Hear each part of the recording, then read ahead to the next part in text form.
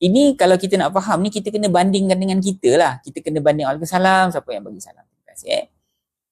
Ini kita bandingkan dengan kita, baru kita boleh nampak keagungan kebesaran Allah Azza wa Jalla tu, tuan-tuan.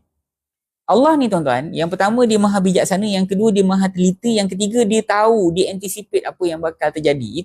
Itulah Allah. Bukan kita kan. Okey, cuba tuan-tuan bayangkan kalau kita. Tuan-tuan nak cipta sesuatu penciptaan kan?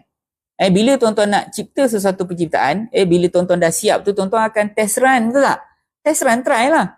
Lepas tu bila dah jalan sikit kan, tiba-tiba kat situ ada masalah. Jadi kita pergi betulkan tempat tu.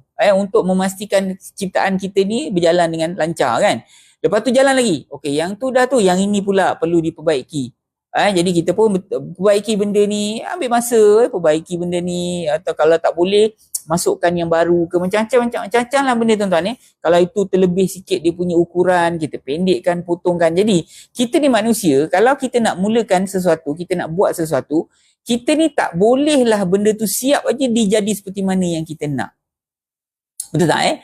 Tapi Allah Azza wa Jalla ni, tuan-tuan, dia bila diciptakan sesuatu, tuan-tuan, dengan maha bijaksana, maha hebat dan maha mengetahui dia, tuan-tuan, teruslah benda yang dicipta itu berjalan seperti mana yang dirancang. Betul tak? Cuba tuan-tuan.